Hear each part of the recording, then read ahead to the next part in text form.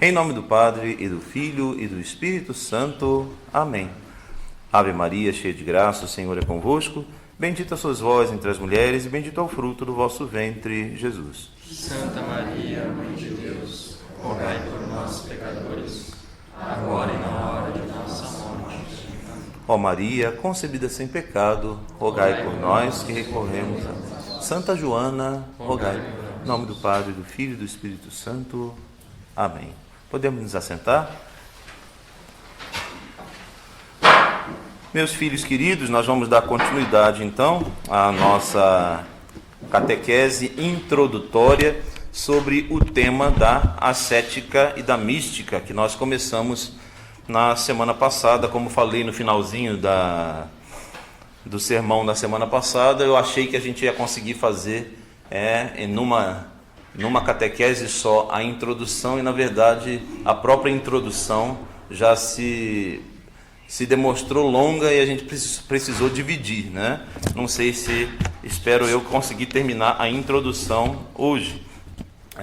Repito, esse é apenas um tema, essa é apenas uma introdução, um tema introdutório ao assunto da ascética e da mística, já que esse é um assunto muito mais amplo. Aliás, um assunto não. Dentro da temática ascética e mística existem diversos temas. Então, por exemplo, a oração, por exemplo, a contemplação, por exemplo, os escrúpulos.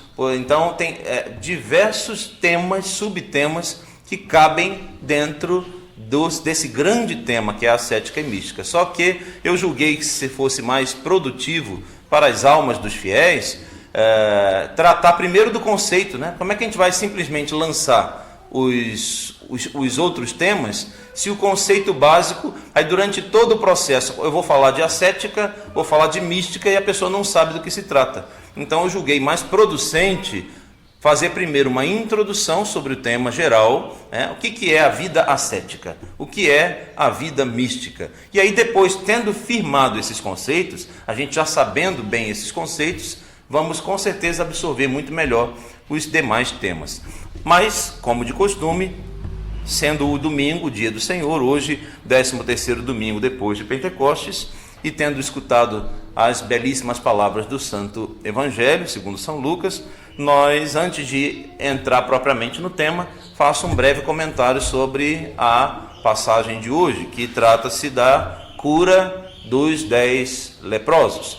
Nós temos ali esses homens que sofriam desta doença. Era algo realmente terrível, não só a parte da doença física em si, mas toda a pressão psicológica que essas pessoas viviam naquela sociedade, já que o leproso era proibido a ele chegar perto de qualquer outra pessoa da sociedade. Eles tinham que andar separados, eles tinham que andar afastados, e na grande maioria eles eram obrigados naquela época a andar com um tipo de guiso ou sininho pendurados no pescoço ou qualquer coisa assim, de forma que por onde eles caminhassem pela rua, eles fossem chacoalhando aqueles sininhos. Aquilo servia de alerta para a população ao redor. Quando ouvia um ting-ling do sininho, já sabia, opa, aqui vem um leproso, e a pessoa imediatamente atravessava a rua para o outro lado. Imagina, uma situação totalmente degradante, humilhante. Já não bastava a doença em si, ainda tinha toda esta questão. Então esse era o caso, que também traz para nós uma simbologia muito importante, né? É exatamente assim que o pecado nos deixa, né? O pecado nos desfigura, o pecado nos rompe em nossa alma a amizade com Deus e também quebra a comunhão entre os irmãos. Olha só, ele não só, a gravidade do pecado é tamanha, o pecado ele não só rompe a nossa amizade com Deus, a nossa imagem e semelhança para com Deus, mas o pecado estraga também a relação entre nós. Então entre o homem e Deus e entre os homens entre si. Esse é o nível de degradação que o pecado faz na alma, na nossa alma. E que o nosso Senhor veio justamente restaurar isso daí. Então, nós temos ali essa situação lastimável. Esses homens em estado de miséria, portanto, ao avistarem, ao saber que Jesus de Nazaré estava passando por ali, eles se dirigem ao nosso Senhor. E, de longe, o evangelista faz questão de dizer isso, porque eles conheciam a regra, eles conheciam a norma, que não poderiam se aproximar. Então, ao longe, eles clamam: Jesus, tem de piedade de nós. Tem de piedade de nós. Nosso Senhor, então, muito curiosamente, nós vemos tantas passagens bíblicas onde Jesus realiza curas. Nós temos, por exemplo, a cura do servo do centurião romano, do oficial romano, que Jesus curou, inclusive, à distância. Nós temos, por exemplo, a ressurreição da menina Talita. Jesus só chegou para a menina e disse: ela está dormindo. Todos riram e debocharam dele. Jesus: manda essa gente tudo lá para fora. Tendo ficado sozinho em casa com a menina, Jesus diz: Talita cum, e a menina morta se levanta. Nós temos a ressurreição do filho da viúva de Naim, que já estava indo inclusive ser enterrado. Jesus para o cortejo do enterro e manda o rapaz se levantar. Ele se levanta, senta no esquife e começa a falar. Nós temos a cura da sogra de Pedro, uma febre altíssima.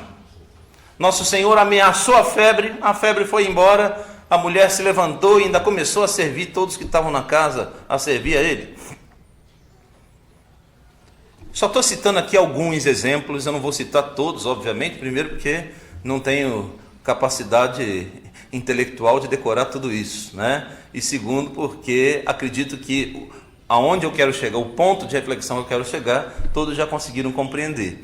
Jesus realizou diversas curas, né? Diversas curas. E hoje, ele também fez uma cura, mas hoje ele disse uma frase diferente de todas as outras. Ele nunca disse essa frase nas outras curas que nosso Senhor realizou. Ele nunca tinha dito essa frase que ele diz hoje.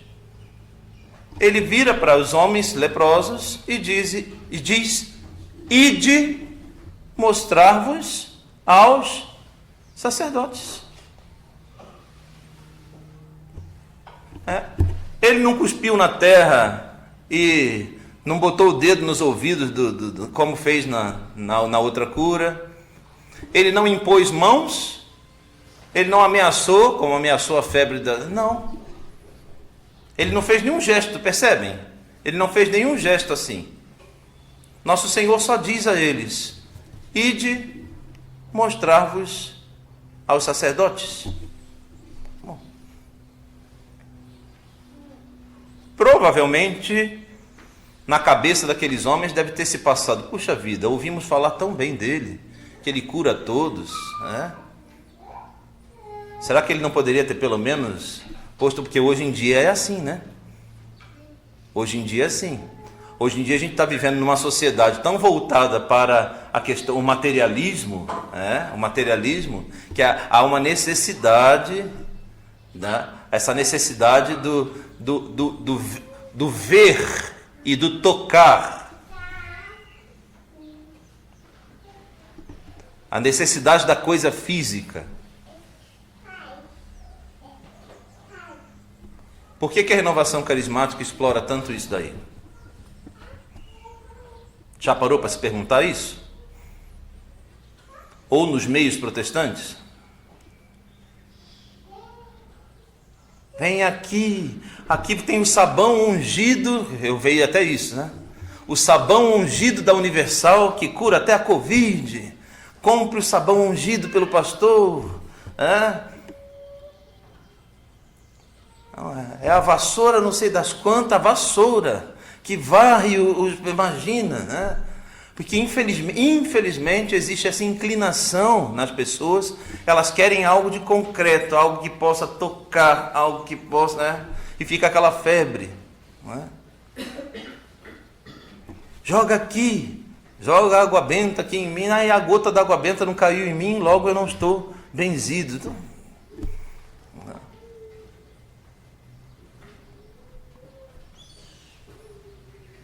provavelmente, não sei, eu não estava lá, mas provavelmente aqueles homens podem ter até, de certa forma, ficado um pouco perplexos, mas colocamos nossa esperança nele, esperávamos que ele fosse, sei lá, tocar na gente, fazer um gesto, e no entanto ele só virou e disse: ide apresentar-vos aos sacerdotes.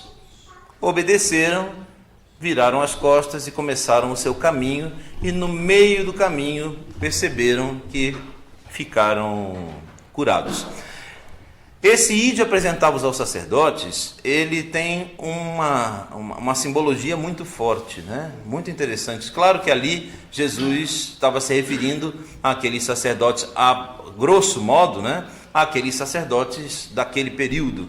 Mas se a gente olhar com um pouco mais de atenção, nós vamos perceber que nosso Senhor já estava fazendo uma referência futura aos seus sacerdotes, aos seus ministros, que agem na pessoa de Cristo. Como diz São João Maria Vianney, quando virdes um padre, pensai em nosso Senhor Jesus Cristo. É um ministro do nosso Senhor Jesus Cristo.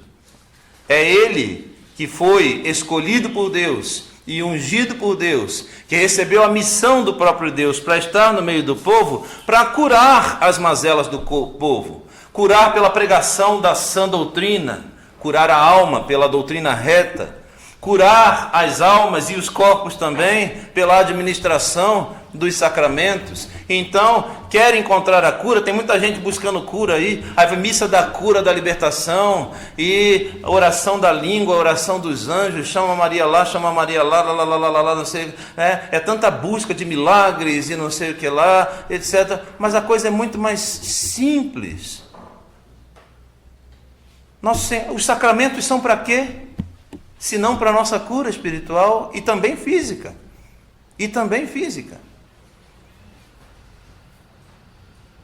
Quer buscar a cura? Então para de ficar esperando o anjo vir voando pela janela da sala, ou ver a Virgem Maria no telhado. Não precisa disso tudo. Quer buscar a cura? Ide aos sacerdotes, buscai os sacramentos.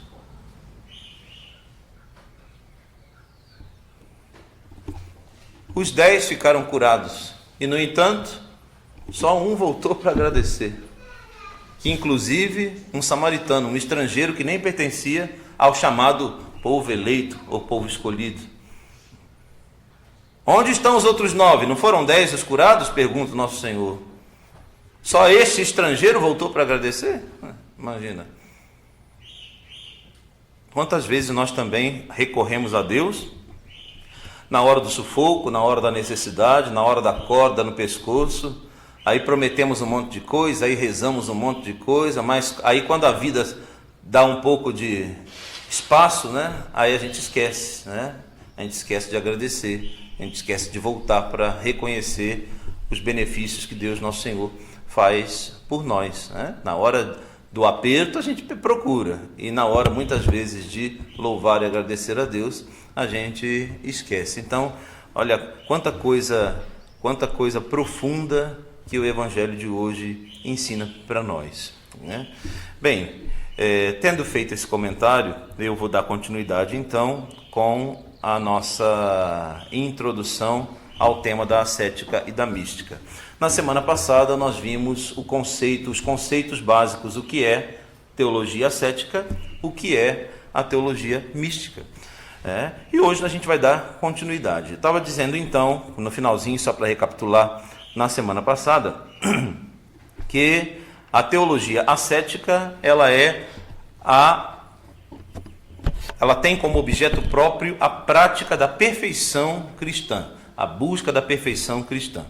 A teologia mística, a prática da vida contemplativa, né? Então, uma visa a busca da perfeição através das mortificações, das penitências. E a teologia mística, por sua vez, busca também a perfeição espiritual a partir da contemplação, né? A partir das coisas mais abstratas, digamos assim.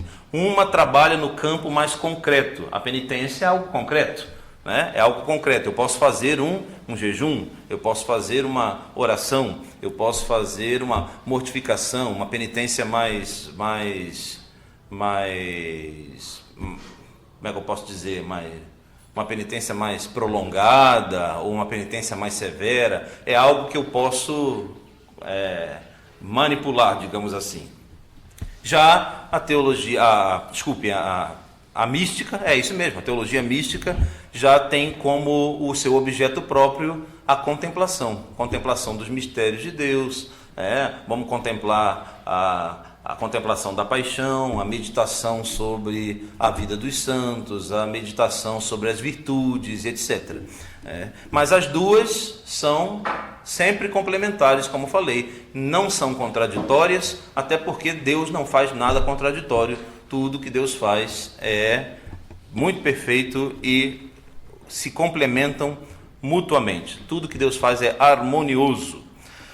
O grande teólogo e doutor da Igreja, Santo Tomás de Aquino, na sua mais célebre obra, chamada Suma Teológica, ele faz uma divisão da teologia em 3 partes.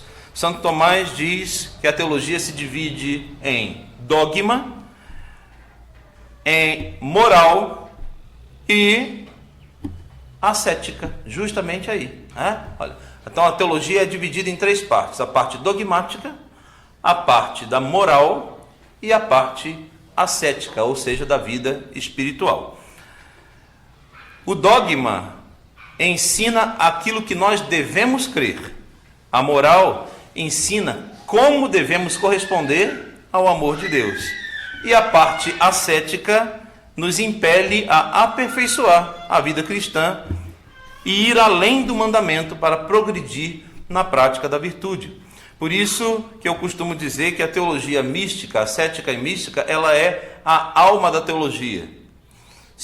Assim como nós temos corpo e alma, e uma coisa não pode, pelo menos eu não posso estar vivo, se uma coisa não estiver vinculada com a outra, né? Até onde eu sei, eu ainda não conheci um corpo que caminha por aí sem alma. Não tem como, né? Ainda não vi. E se eu ver, realmente, provavelmente eu vou me assustar e me esconder em algum canto, porque um corpo sem alma não tem muito sentido, né? Da mesma forma como o corpo e a alma são uma unidade, da mesma forma, a teologia, eu poderia dizer que a teologia, com base no ensinamento de Santo Tomás, a teologia também tem corpo e alma. Qual seria o corpo da teologia? O dogma e a moral, o dogma e a moral, e a alma da teologia, a vida mística, a vida contemplativa, a vida ascética, que, repito, ela não substitui, mas complementa o restante. Por isso, eu posso chamar a teologia ascética e mística de a alma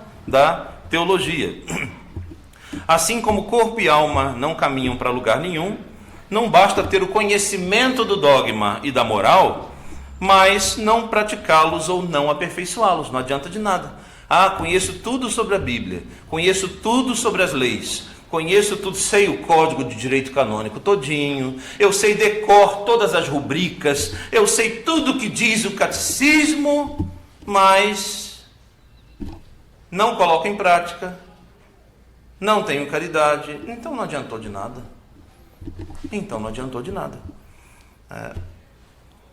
Com razão, o apóstolo São Paulo já nos lembrava, lá na 2 Coríntios, capítulo 3, versículo 6, a letra mata, mas o Espírito vivifica. Por que São Paulo dizia isso? Muitos cristãos têm a tentação de dizer, não, mas o dogma diz isso, mas a letra, ok, mas se você sabe o dogma, mas não coloca em prática, não exercita a vida espiritual, então não adiantou nada todo o conhecimento do dogma. Aliás, se a gente olhar para a história da igreja, as grandes heresias e os grandes hereges, eles conheciam a base central do dogma. Eles conheciam a base central do dogma. O Lutero era padre.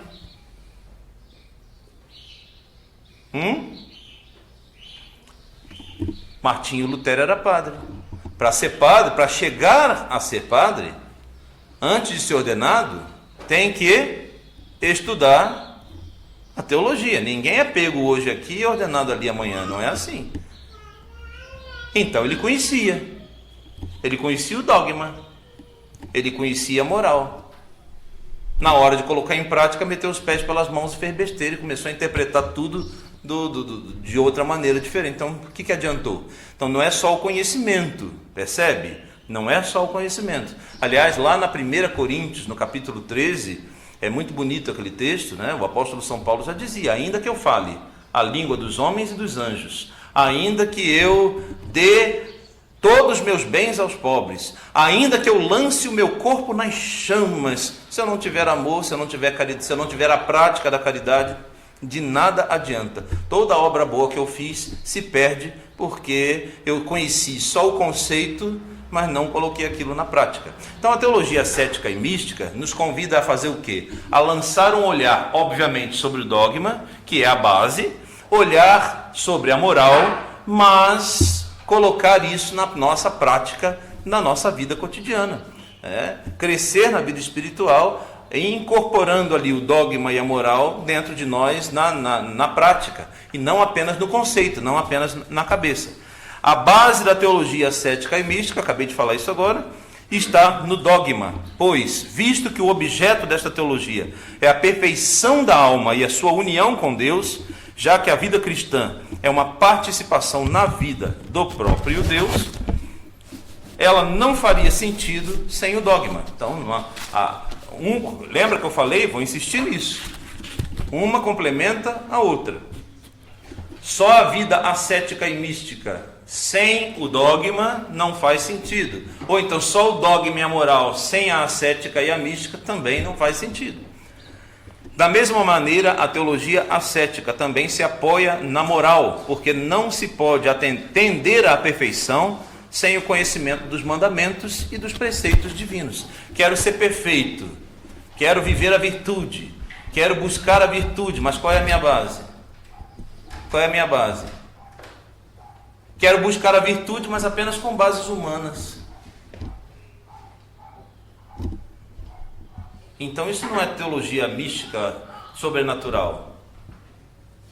Uma coisa são virtudes humanas. Aliás, dentro dessa temática nós vamos ter um dia para tratar só sobre as virtudes. Por isso que o catecismo ensina para nós. Nós temos as virtudes cardeais. Eu não vou entrar nesse. Eu fico com uma inclinação a entrar mas não vou. Prometo que eu não vou, senão eu vou misturar as coisas. Mas só para pincelar, só para dar um gostinho para vocês, existem as virtudes teologais, existem as virtudes cardeais. Em outras palavras, tem virtudes que são por graça de Deus e tem virtudes que são meramente humanas. Eu não preciso ser cristão para ter determinada virtude. Ter um senso de justiça, ter um senso... O sujeito não precisa ser um católico para ter um senso de honestidade, está entendendo? Uma coisa são virtudes humanas que eu posso ir trabalhando em mim, mas essas não são sobrenaturais e não visam a santidade. Para nós é isso que interessa, não é somente cultivar, são importantes também, mas para nós não interessa apenas cultivar virtudes humanas. Virtudes humanas.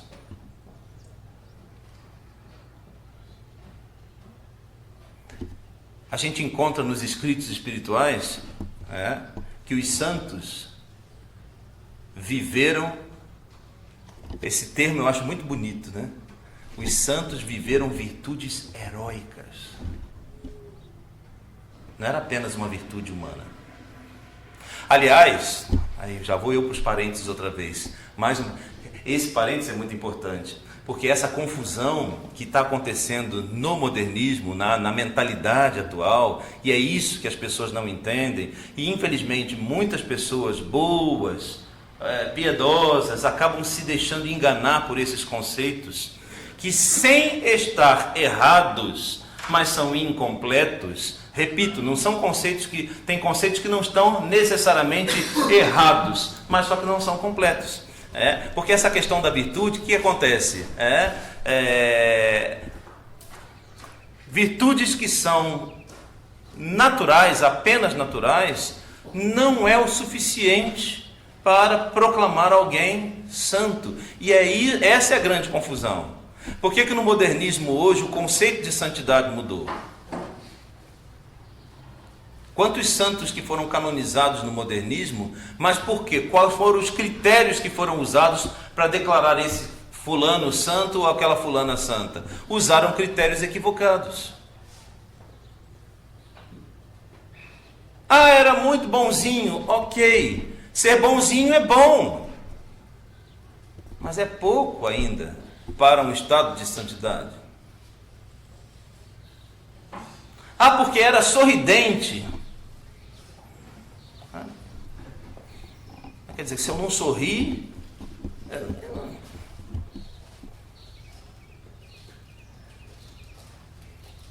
porque o João Paulo II, ele descia do avião e beijava o chão. Ai, que coisa. Pio IX não beijou o chão. Que escândalo. Meu Deus. Está vendo? Não. Leão XIII não beijou o chão. Não, meu Deus do céu. Percebe que as pessoas ficam focadas no que não é a essência? O que se é exigido para ser santo é algo muito além. O santo ele tem as virtudes humanas também, mas não só. O santo, além das virtudes humanas, ele tem as virtudes sobrenaturais. E é isso que o pessoal não entende. Mas eu estou lutando e estou trabalhando pela virtude. Parabéns para você, que bom. Mas se eu sou cristão, eu tenho que dar um passo a mais. Eu tenho que dar um passo além. Não posso só ficar no campo do natural. Infelizmente, é esse o humanismo que a gente vê. É esse o humanismo que a gente vê. E aí a gente vai começando a inverter os valores. Em todas as áreas. Na área da família. Não quero mais ter filhos, mas eu tenho um carrinho de bebê com 4 cachorros para passear no shopping. Meu Deus, eu estou achando que é um bebê, quando eu vou olhar, é um pincher do demônio, num carrinho de bebê no shopping, de chupeta, pelo amor de Deus.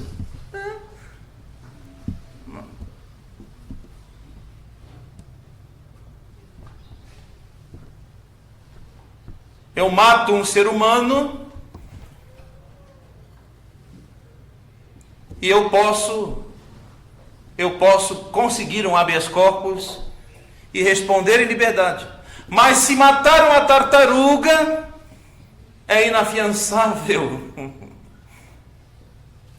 É inafiançável.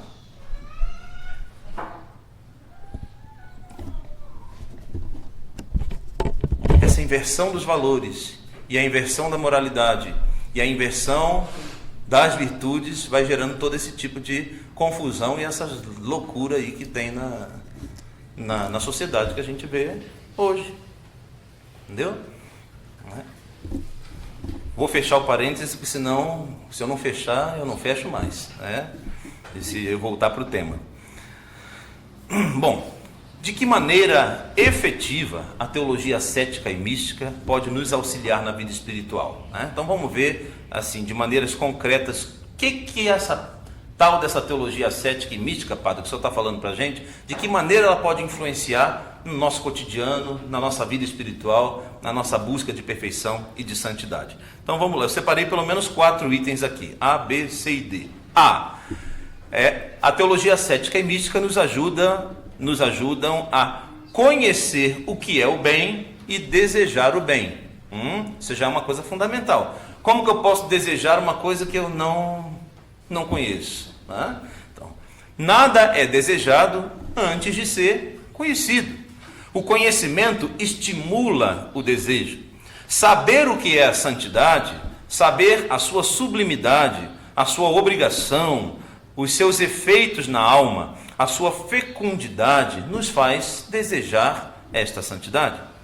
O desejo, por sua vez, quando ele é ardente e prolongado, movimenta a vontade ainda mais, impulsiona a minha alma a possuir o bem que foi apreendido pelo intelecto e fornecer a esta mesma alma o ardor e a energia para alcançá-lo, sustentando-lhe o esforço para conquistá-lo. Então está aqui.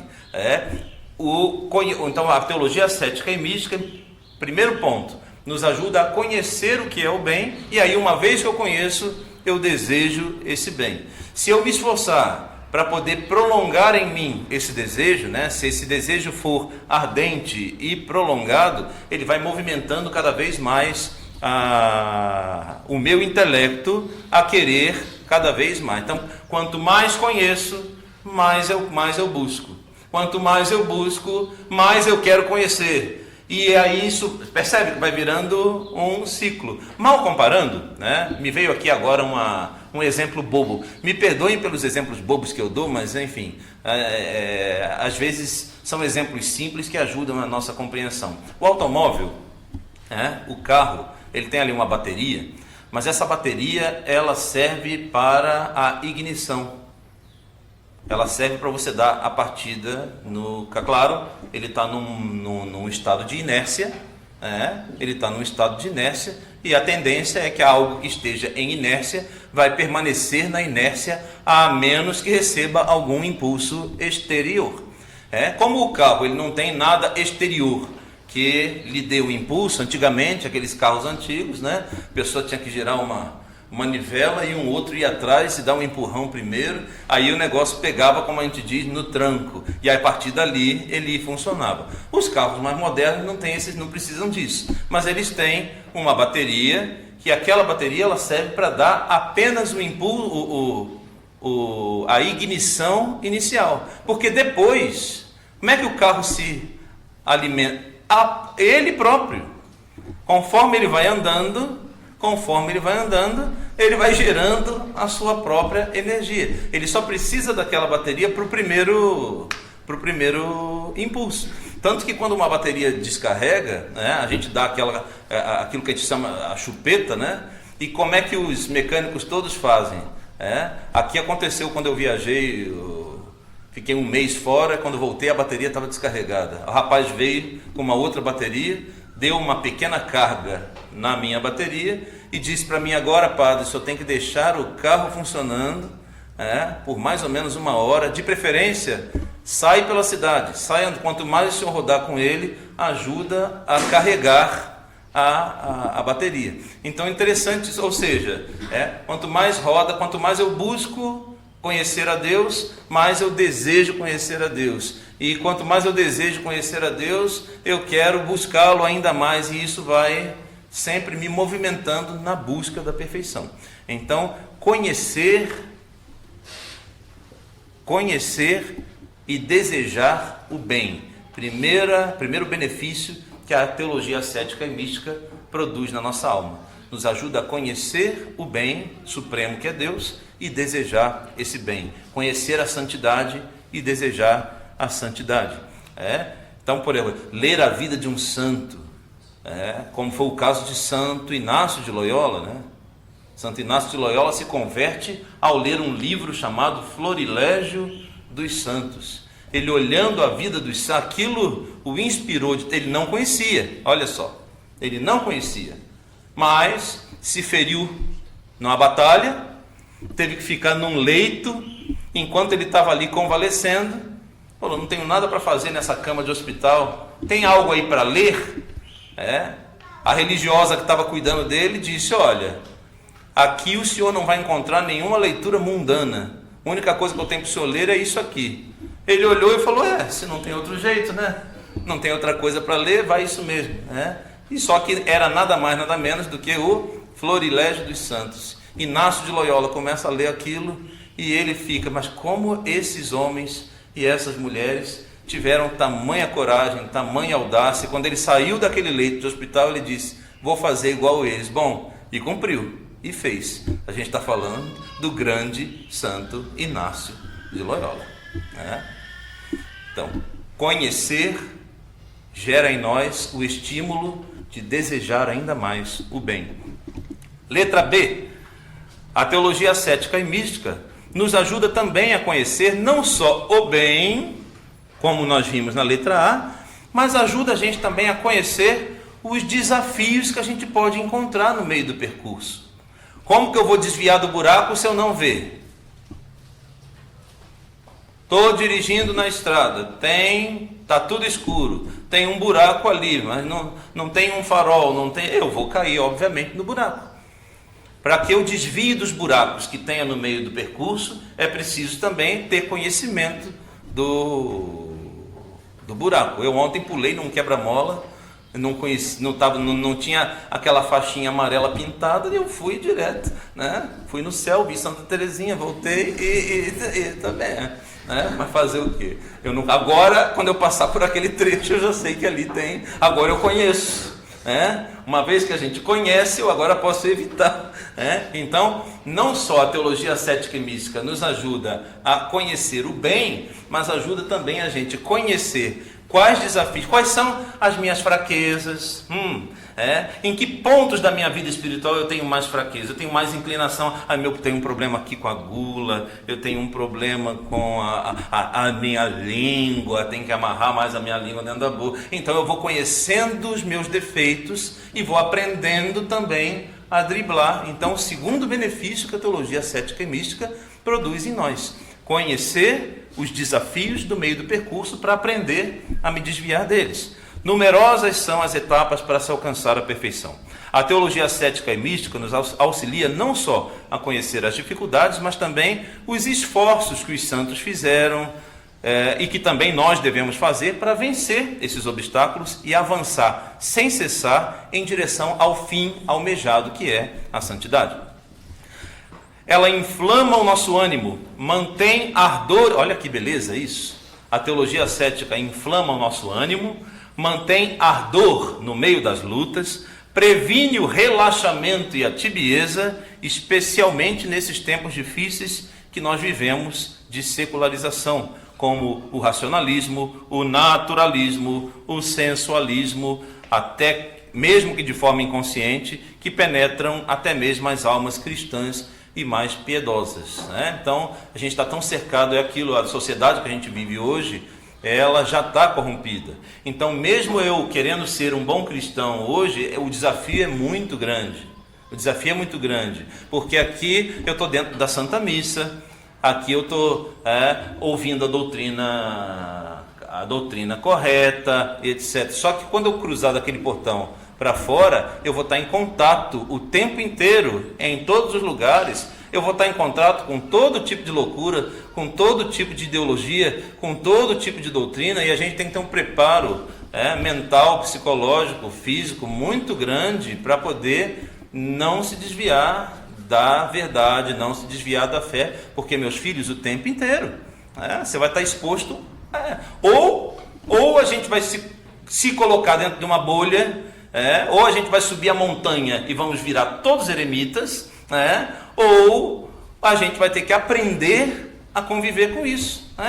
Você vai chegar no ambiente, vai ter gente mal vestida, você vai chegar em tudo. Você cruzou do portão para fora na rua. Eu agora que eu botei essa câmera de segurança aí, eu vejo cada imagem que, pelo amor de Deus, cada visão do inferno que passa, umas pessoas que passam fazendo exercício, com umas roupas que eu vou lhe contar. E eu falei, meu Deus do céu, como é que a pessoa tem coragem de sair em público deste jeito? Mas enfim, e a gente vai estar exposto a isso tudo, no mercado, na minha faculdade, na minha escola, eu não estou falando só de questões físicas, falando de outras questões ideológicas também, Vou lidar com todo tipo de situação, e é preciso se preparar para isso. Para quê? Para eu estar no meio do mundo, como diz o apóstolo São Paulo, sem se deixar contaminar pelo mundo. 3, letra C. A teologia ascética e mística nos ajuda a combater a tríplice concupiscência. O que é isso, padre? Os principais inimigos da nossa alma são a carne, o mundo e o demônio. Certamente você já ouviu Dom Rodrigo falar isso em algum sermão. Aliás, Dom Rodrigo já falou exaustivamente sobre isso. Então, os 3 principais inimigos da nossa alma são, essa é a nossa tríplice concupiscência: a carne, o mundo e o demônio. A carne, porque temos infelizmente uma inclinação aos desejos carnais, ainda que eu não concretize, mas é um olhar inadequado, um pensamento inadequado que eu permiti ou que eu alimentei, e aí passou aquela pessoa que já não, na sociedade que nós vivemos, que já não está bem adequada, bem vestida, aí o olho acompanha, e aí pior ainda, dá aquela segunda olhada para conferir se é aquilo mesmo que eu já tinha pensado. Então é um problema sério, Então é uma inclinação carnal. Então a carne, o mundo aqui quer dizer a mentalidade mundana, a mentalidade profana, e próprio demônio. Então, os 3 inimigos principais de nossa alma: a carne, o mundo, o demônio. A teologia cética e mística nos proporcionam um doce convívio com o nosso Senhor, com Nossa Senhora e com os santos. E, portanto, as suas inspiradoras histórias e exemplos são para nós um refúgio seguríssimo contra esse tríplice mal e uma inspiração eficaz no combate. Dizem que a convivência faz a semelhança. Eu já ouvi esse ditado muito tempo atrás. A convivência faz a semelhança. Ou se você quiser pegar um outro ditado, minha avó já dizia: quem com porcos se mistura, farelos come com ele. E que no final das contas a ideia é a mesma. Se eu me misturo com os porcos, eu vou me comportar como porcos. A convivência faz a semelhança. A teologia ascética e mística, portanto, ela nos introduz numa convivência espiritual com o nosso Senhor, com Nossa Senhora e com os santos. E quanto mais eu vou adquirindo essa intimidade com o nosso Senhor, com Nossa Senhora e com os santos, quanto mais eu trabalhar nisso, quanto mais eu insistir nisso, mais eu vou me aproximando, me assemelhando à vida dos santos. E isso vai tornar mais eficaz a minha luta contra a carne, o mundo e o demônio. Já comentei isso aqui outra vez, mas acho que vale a pena reforçar dentro desse tópico. Lá na Paixão de Cristo, Nosso Senhor,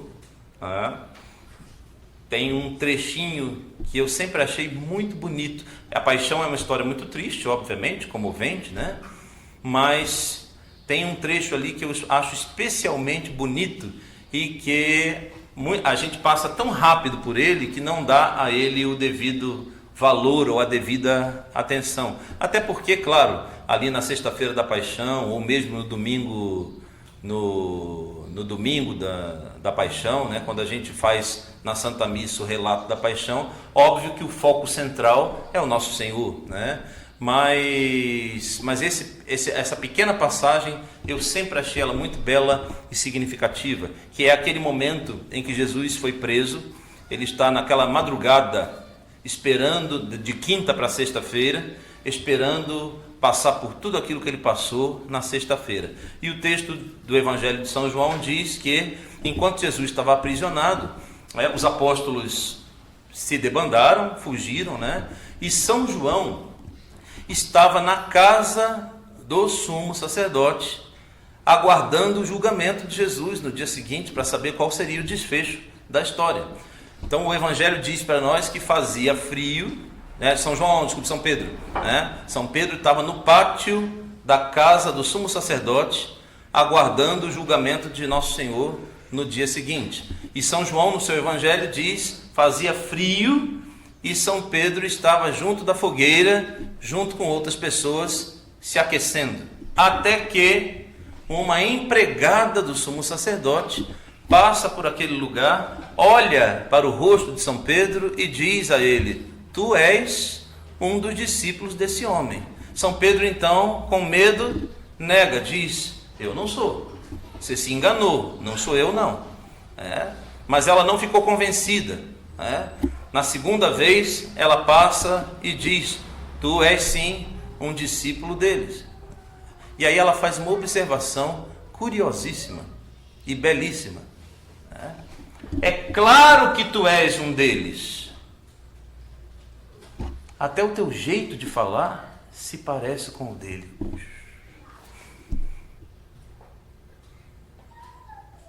Até teu jeito de falar se parece com o dele.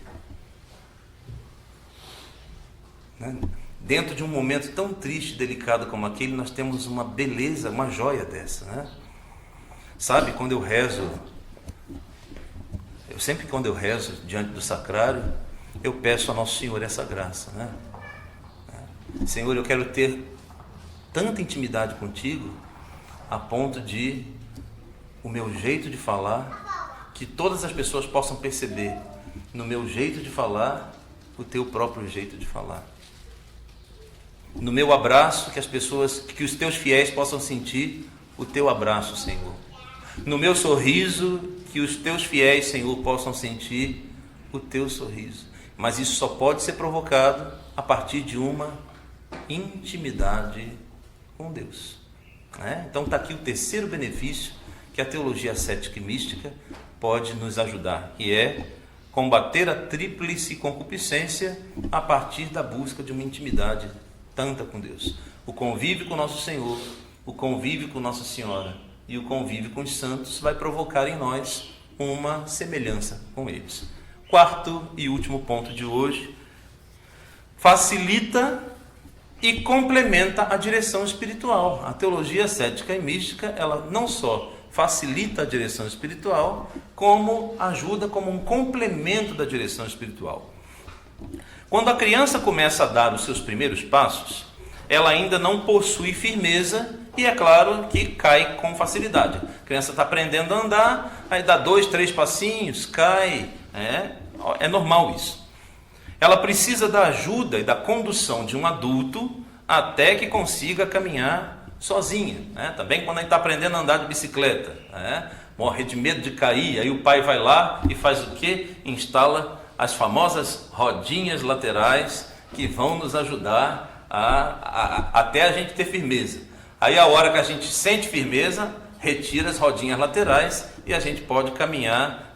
Então, usando essas comparações, a gente vai entender. Até mesmo os animais na natureza precisam de tutores para os seus primeiros momentos da vida. Como, por exemplo, as mamães aves incitam os seus filhotes ao voo, empurrando eles para fora do ninho. Também na vida espiritual, não se deve ter a pretensão de chegar a lugar algum sem um diretor ou guia espiritual. Quem segue somente as suas próprias inclinações e desejos de maneira desordenada, por mais que sejam santos e piedosos desejos, essa pessoa acaba correndo o risco de cair pela soberba ou pela vaidade em algum momento. Daí a importância de toda alma buscar o auxílio de um homem de Deus e junto do seu diretor espiritual e sob a sua tutela ir progredindo na graça de Deus. Tá, padre, mas o senhor falou que a teologia mística e ascética ajudam a complementar e facilitar a direção espiritual. É isso mesmo. A prática da teologia ascética e mística favorece ainda mais a alma, porque ela é um potencializador, por assim dizer, da direção espiritual. De que maneira? Bom, ela ajuda a um melhor conhecimento sobre aquilo que se deve dizer na confissão ou na direção espiritual. Então a pessoa, a partir da prática da teologia ascética e mística, a gente falou no item anterior, dessa convivência com as coisas sagradas, eu vou conhecendo mais a vida dos santos, eu vou me interessando mais e lendo os escritos dos santos. Então, aqueles assuntos já não são tão estranhos para mim. A partir dali, eu já vou formando melhor a minha consciência, e eu não chego diante da confissão e fico, e agora, o que eu vou dizer? Não sei como fazer. Então, por quê? Porque não houve um preparo anterior. A teologia ascética e mística me ajuda nisso. Então, eu já vou chegar com mais assertividade diante do sacerdote, seja para a direção espiritual ou seja para a confissão, porque a teologia ascética e mística me ajudou como se fosse um treinamento para isso. Então, primeiro ponto. Depois, ela também nos ajuda a compreender melhor e a fixar os conselhos do diretor espiritual. E se eles estiverem contidos em algum escrito de um santo, por exemplo, onde a pessoa possa com frequência ler, voltar a ele e consultar, ainda melhor, ainda melhor. Eu não vou ter o padre dentro do meu lado 24 horas por dia, mas, por exemplo, se na direção espiritual, digamos, no meio da direção espiritual, o padre dera um conselho que esteja contido, por exemplo, na imitação de Cristo, opa, isso fica mais fácil para mim. Eu não tenho o padre 24 horas do meu lado, mas o livrinho da imitação de Cristo eu tenho. Então, a hora que eu tiver numa necessidade, o que foi mesmo que o padre me disse na direção espiritual? Abro o meu livrinho da imitação de Cristo e eu tenho lá com facilidade aquilo que o padre me orientou. Então, isso ajuda muito mais, inclusive como para me fixar, até mesmo para me fixar, sempre que possível, vou voltar naquele... durante essa semana, eu vou voltar todos os dias nesse texto. Todos os dias eu vou ler de novo esse trechinho que o padre mandou para poder fixar isso na minha alma. Você pode pensar que isso não tem efeito nenhum, tem um efeito gigantesco. Quando você voltar para fazer outra direção espiritual, você já vai ter visto o progresso que aconteceu. Já vai ter visto o progresso que aconteceu. Que a graça de Deus vai nos ajudando nesse processo. Torna o tempo da direção espiritual mais breve, sem prejuízo do dirigido, pois a leitura complementará a ação do diretor. Isso aqui quer dizer, não é que o padre esteja com preguiça de atender a direção espiritual, pelo amor de Deus, e nem queira correr, estou com pressa, quero correr para atender. Não, mas não é isso. Se a pessoa se prepara através de uma leitura, se a pessoa começa a crescer na vida espiritual, mística, etc., ela já não vai gastar tanto tempo com tantas explicações e na hora da direção espiritual. Na hora da direção espiritual. Eu já não preciso tratar de dar tantas explicações. Lembra que eu falei para vocês no início da conferência de hoje, desse sermão, que não adiantaria eu tratar de outros assuntos sem fazer essa introdução, porque vocês poderiam ficar perdidos nos outros assuntos. É mais ou menos isso. Só que isso toma muito mais tempo. Eu me lembro que quando eu estava no seminário, nós tínhamos uma professora de latim que era fantástica, fantástica. Essa mulher era nada mais, nada menos do que a coordenadora do setor de linguística da UFRJ, a Universidade Federal do Rio de Janeiro. É uma japonesa chamada Mary Kimiko Murashima. Uma japonesa que fala latim, era um negócio do outro mundo, era um negócio do outro mundo. Mas ela era, então, primeiro dia de aula, a japonesinha entrava na sala de aula, nunca esqueço disso, primeiro dia de aula, entrou na sala de aula, disse, bom dia, meu nome é a professora Mary Murashima, e já vou dizer, seminaristas, na minha sala de aula só ficam os melhores. Não aceito nada abaixo de excelente. Quem não for excelente será convidado a se retirar e vai procurar outro professor, porque no meu ano letivo só vai ficar. E de fato, éramos 32 alunos naquela classe. Ela deu as primeiras aulas. No final da primeira semana ela fez uma prova e a partir das notas daquela prova, só 15 alunos, o resto ela mandou sair. Tinha um outro professor de latim no seminário, era um sacerdote mais idoso, e aí os que não se davam bem com a Mary iam para o Padre João. E a aula de latim do Padre João era uma declinação, 10 piadas, mais outra declinação e mais 20 piadas, era assim, mas ela não. Então, eu me lembro que a gente penou, graças a Deus eu fiquei entre os 15, E fomos só 15 alunos o resto do ano inteiro. Ela falou, não permito, né? Quem tirar de 9 para baixo, não aceito na minha... Tanto que nos 3 anos que eu cursei latim, a minha nota mais baixa foi 9,5. Foi a menor nota que eu tive, né? Ela não aceitava menos do que isso. Ela realmente excelente. Só que, por que ela fez isso? Por que ela fez isso? Porque para avançar no estudo do latim, você tem que ter uma boa base da língua portuguesa. Não adianta ela falar de declinação se você não souber o que é um objeto direto. Porque vocês já observaram que as terminações do latim elas mudam? Vê no Confiteor da missa. Confiteor de onipotenti, Beate Maria semper Virgini, Santos Apóstolos, Petro. Depois, na segunda metade, Apóstolum. Por que antes foi Apóstolos e agora é Apóstolum? Por que antes terminava com I e agora termina com... Porque tem uma razão. Quando a frase se comporta como objeto direto, a terminologia é um. Quando é objeto indireto, a terminologia é outra. Quando é adjetivo, é outra coisa. Então, se não tiver uma boa base da língua portuguesa, vai ter deficiência no aprendizado do latim. E ela dizia, por que ela fez isso? Porque ela dizia, vocês chegam aqui e não sabem nem o português. Aí o que acontece? Eu sou professora de latim. Eu tenho que ensinar para vocês o latim. Só que como vocês não sabem português, eu tenho que gastar metade da minha aula ensinando regra de português, enquanto eu estou perdendo a minha aula original, que é o latim. Então ela falou, não vou perder meu tempo, não vou. Vocês vão estudar português primeiro, depois voltem aqui. Os que sabem português vão ficar. E os que não vou ficar explicando para vocês o que é objeto direto, senão a gente perde tempo. Eu me lembrei disso agora porque a teologia ascética e mística, ela ajuda a, como diz aqui, o autor, né? Lembrando que eu estou extraindo todo esse sermão do livro de Compêndio de Teologia Ascética e Mística do padre Tanqueray. Então esse conteúdo aqui não é do padre Leonardo, né? Coitado de mim, eu não tenho esse conteúdo, né? Mas o padre Tanqueray, estou extraindo daqui. Então, por isso que ele diz que aquele que se aprofunda na vida ascética e mística ajuda inclusive a diminuir o tempo da direção espiritual. Não é por causa de preguiça, mas é porque eu já chego ali com alguma base e não preciso ficar explicando ou trabalhando alguns conceitos. E aí o padre, o diretor espiritual, tem um pouco mais de liberdade de ir avançando, porque não tem que ficar dando o leitinho, entendeu? Já parte para um alimento mais sólido.